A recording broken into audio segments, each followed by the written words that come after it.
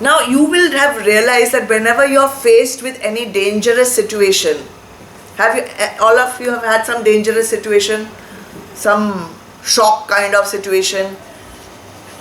Hopefully not, but I'm sure some of you have. I have definitely faced with such dangerous situations. The first thing that happens is fear sets in. Fear, and with that fear, when nervousness happens, some anxiety comes in, and there is something called fight or flight syndrome which takes place in the body.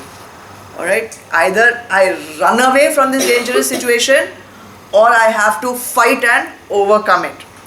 To do that, the body has to undergo certain physiological changes. The body has to make some adjustments so that either you can fight it, which means you need more courage, or you have to flee away from it, which means you need some speed. Okay, so something has to change in the body, chemistry and everything. So let us see what is happening in Arjun's body when he is faced with this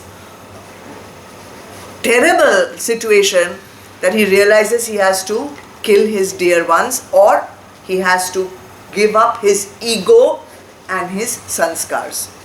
The first thing happens is, tell me, my limbs give way. Sidanti mama gatrani. My limbs are giving way. I cannot stand anymore. I'm feeling weak, shaking and all. Then what happens to him? Mouth is getting dry, parched. Then a shiver is running through his body. Imagine this big valiant Kshatriya warrior. Now imagine that great courageous fellow. Now he's shivering and he's getting nervous and he's going to fall down and he's shivering and what? Rom harshasht jayate. Hair is standing on end. All these are happening where? At the level of his body, physical body, right? So the first thing you will notice in a time of dilemma is the bodily changes.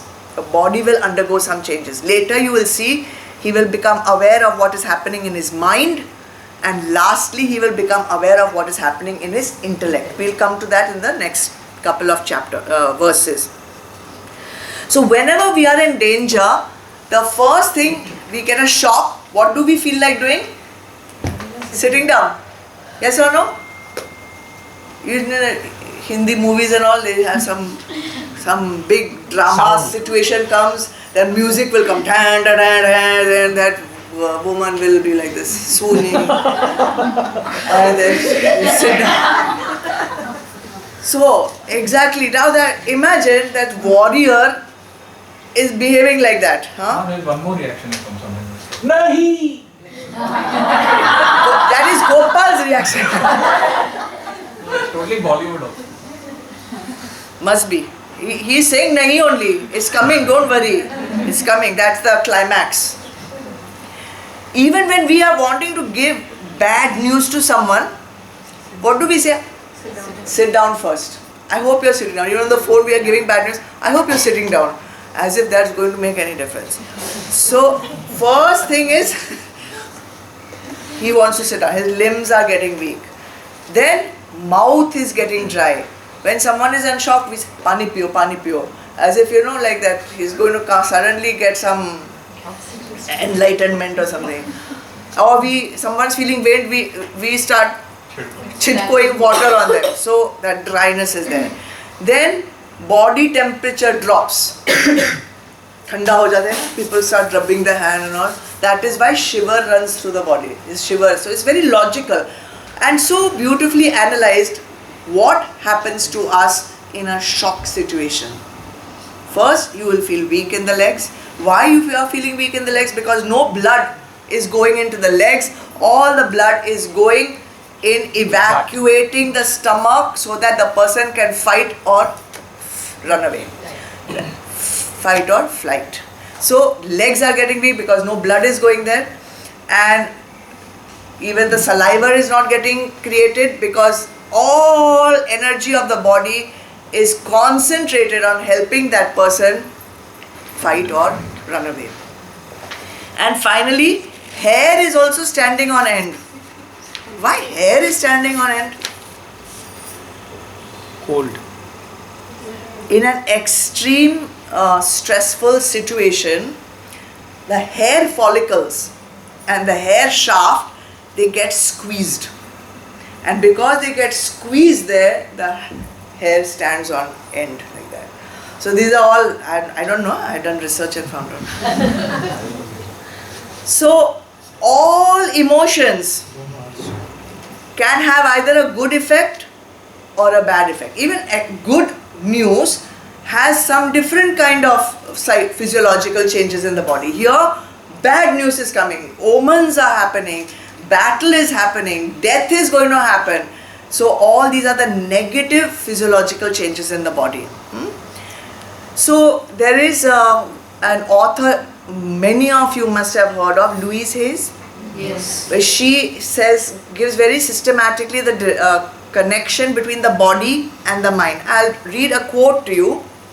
She says, the body is a mirror of our inner thoughts and beliefs.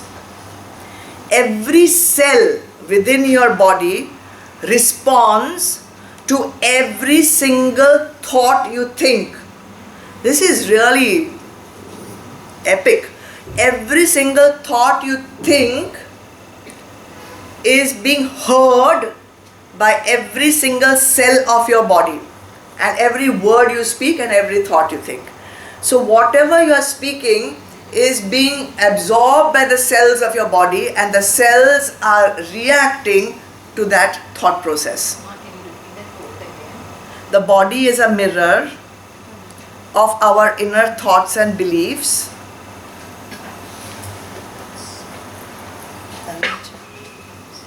Every cell within your body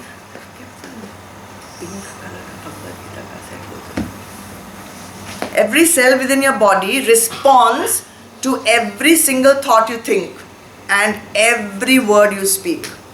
And this is from her book, You Can Heal Your Life. Then there's another author called Dr. Dawson Church. He wrote a book called The Genie in Your Genes. The genie in your genes. Your body responds to every thought you think and Every word you speak. Now also it's responding to all my words. There are 100 genes in the body, he says, and they are activated by our thoughts. Same thought I'm saying, but I'm just giving you 2-3 different quotes. And they affect your immune system and your ability to resist disease. And you can deliberately, if you know how to do it, you can deliberately turn them on and turn them off, if you know how to do it. And it takes only 3 seconds to be activated. 3 seconds. Imagine. So it's no wonder that in verse 23, Arjun is all gung-ho and ready to go and fight. And in verse 27 and 28, he is cowering in fear. His genes have got activated by the thoughts, by the sight, and the whole situation has become different. Okay? So we are still on the body level things that are happening in the time of shock. Let's go to number 30. Gandivam stransate hastat tvakchaiva paridayyate na cha shaknomyavastatum brahmativa cha me manah. the bow Gandiv slips from my hand and my skin too burns all over. My mind is whirling as it were, and I can no longer hold myself steady. Who would think this is Arjun talking? So physical changes still going on. 2 more. What were they? Gandiv, which is his bow, slips from his hand and his skin starts burning all over. Who remembers the symbolism of Gandiv in the earlier verses? The bow? Posture of our body. Posture of our body, exactly. In the earlier verses, when he was still feeling courageous and very valiant, he says, I'm going to pick up my Gandiv.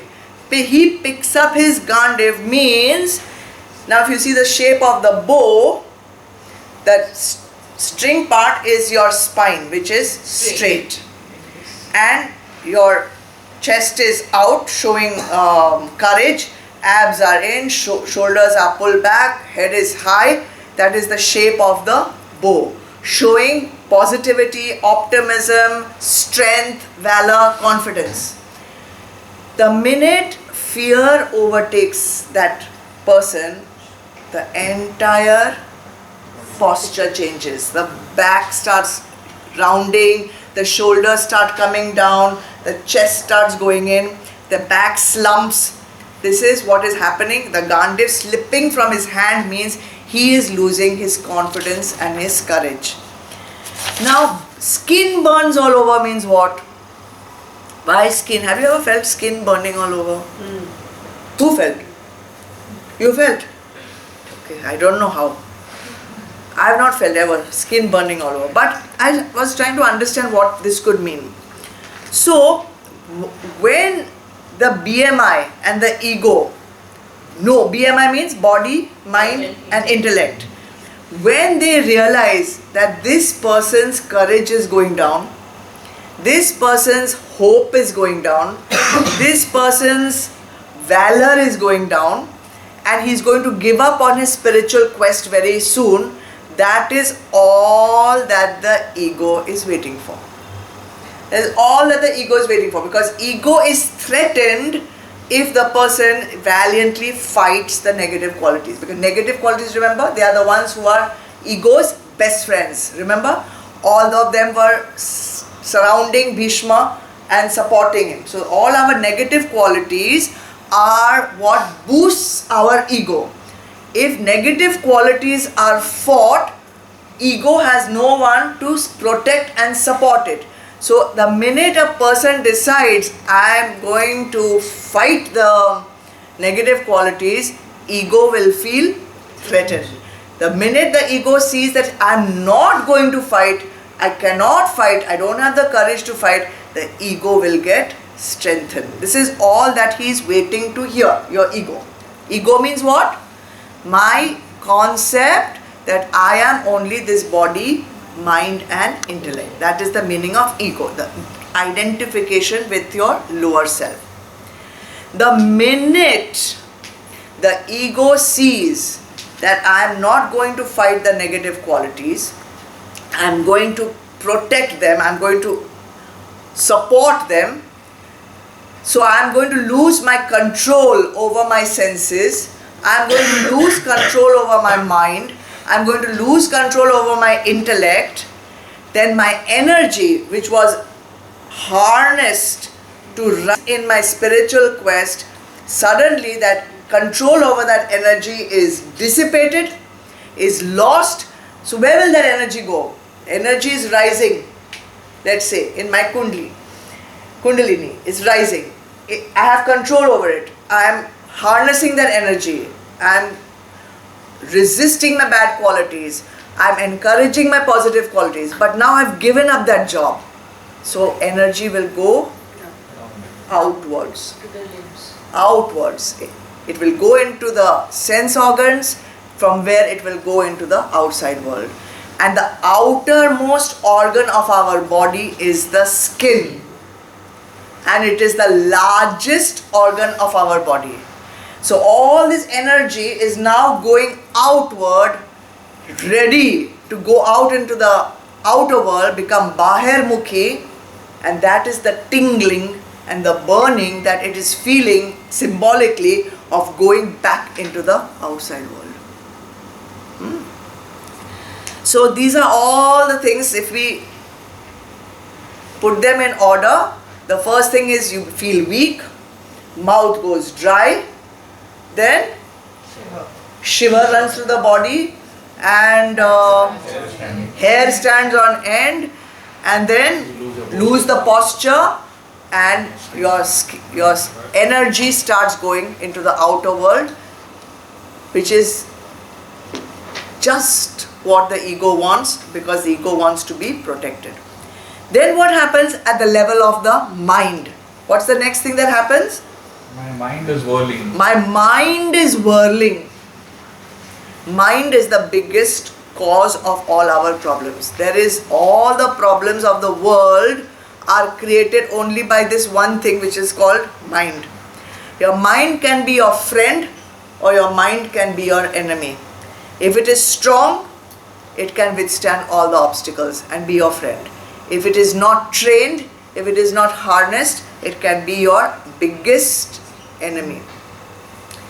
Swami Chinmayananda, had many illnesses and health problems as he was aging.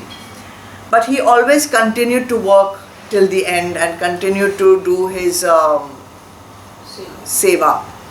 So one day at one lecture, after the lecture people came to meet him. So one man came to him and said, Swamiji, you are so strong, you are still doing all these lectures and you are not slowing down.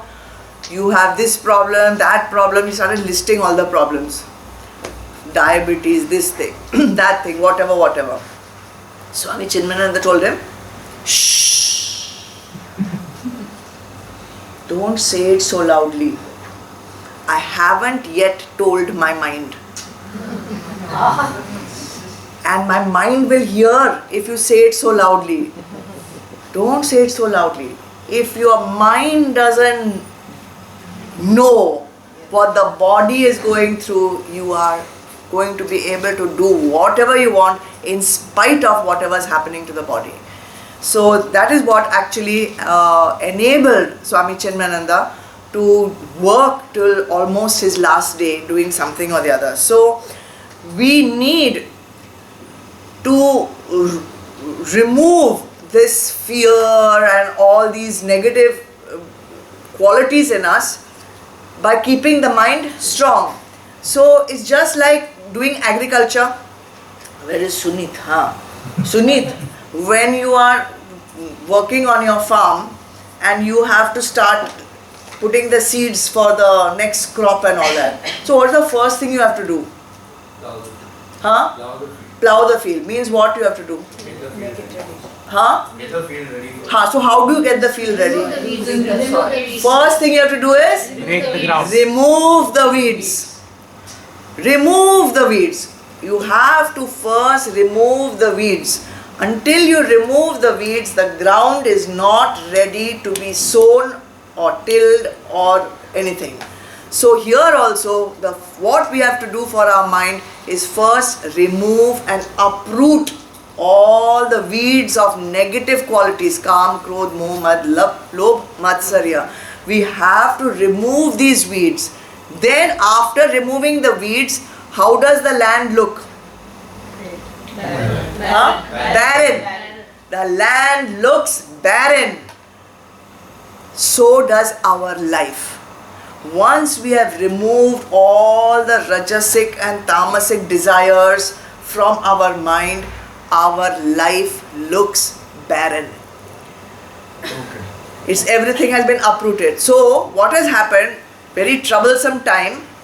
Again, a very critical time when seekers give up the quest.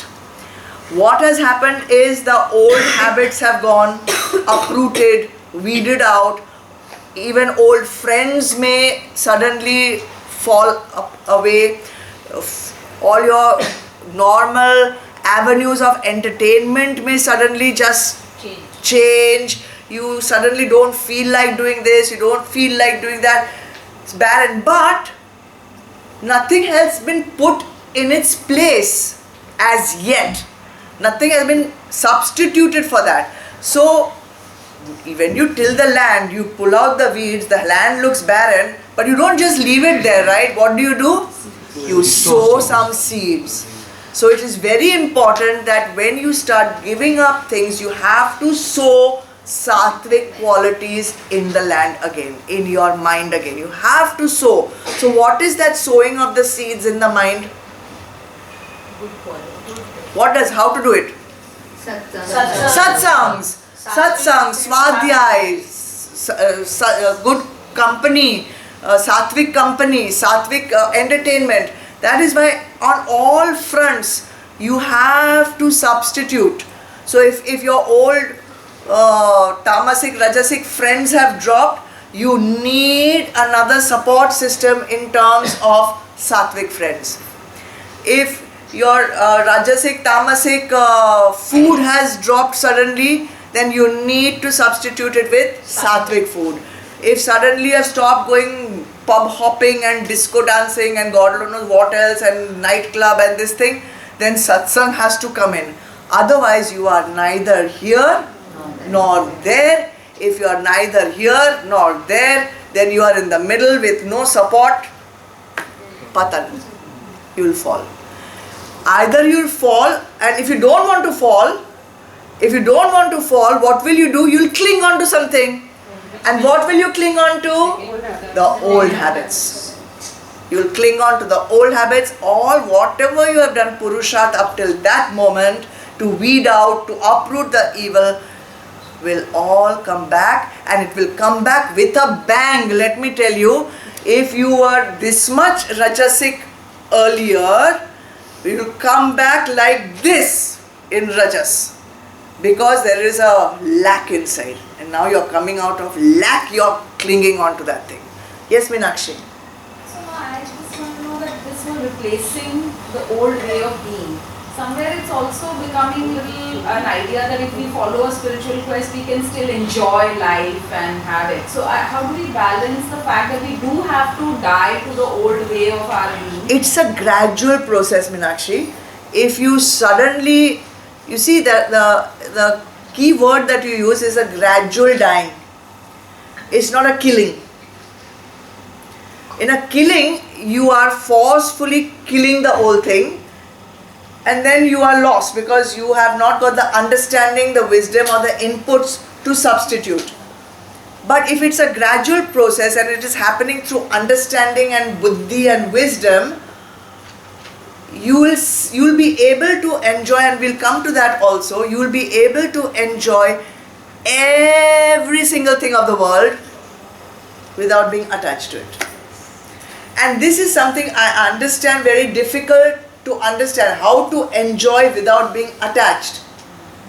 I understand that it is difficult to understand, but just flow with the process. When you flow with the process, you will understand the difference between enjoying with attachment and enjoying with non-attachment. And it is possible, it is done by hundreds of people, and you can also do it. So, right now what has happened is that Arjun is thinking of, I should, not do this, not do that. Now he's confused, he's lost. Old and new, bad and good, all this is going, life is feeling bleak. Should I go ahead and just give up this battle, or should I go ahead? He is attempting exactly what I said. He's attempting Vairagya without understanding the knowledge. That is why he's confused. He's whirling. Whirling means man ka job is what? Sankalp, Vikalp. Sankalp, Vikalp. Sankalp, fight the war. Vikalp, don't fight the war. Fight the war, don't fight the war. Whirling, going round and round.